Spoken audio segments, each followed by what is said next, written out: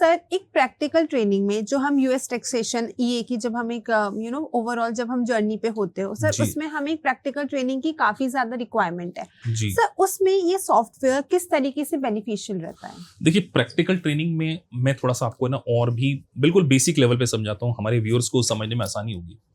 जैसे आप सोचिए कि आपने पार्ट 1 को कंप्लीट किया, जिसमें हम पढ़ते हैं इंडिविजुअल का रिटर्न, जिसको बोलते हैं फॉर्म नंबर 1040।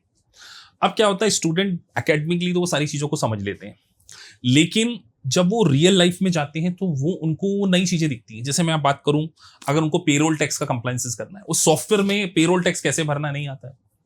उनको अगर स्टेटस चेक करना है कि मेरिट फाइलिंग ज्वाइंटली है, मेरिट फाइलिंग सेपरेटली है, या head of the house hold है, तो उसमें किस तरीके से कंप्लायंसेस होते हैं, किस तरीके से आइटमाइज की डिडक्शन ली जाती है, किस तरीके से स्टैंडर्ड डिडक्शन ली है। तो ये जो थ्योरी पढ़ते हैं वो आप सोचिए, आप इंडिया में अगर हैं और आपको केवल थ्योरी पढ़ाई जाए कि इनकम टैक्स का रिटर्न कैसे फाइल होता है, जैसे आप इंडिया में देखते हैं कि आप इनकम टैक्स की वेबसाइट पे जाते हैं और सीधे रिटर्न फाइल करते हैं, लेकिन यूएस में ऐसा नहीं होता।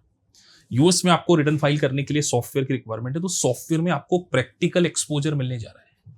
और बेस्ट पार्ट, प्रैक्टिकल एक्सपोजर जो दिया जाएगा वो आपको क्वालिफाइड फैकल्टी के द्वारा दिया जाएगा, जो खुद सीपीए हैं, खुद चार्टर्ड अकाउंटेंट हैं, तो वो कहीं ना कहीं आपके लिए बहुत यूजफुल होने वाला है।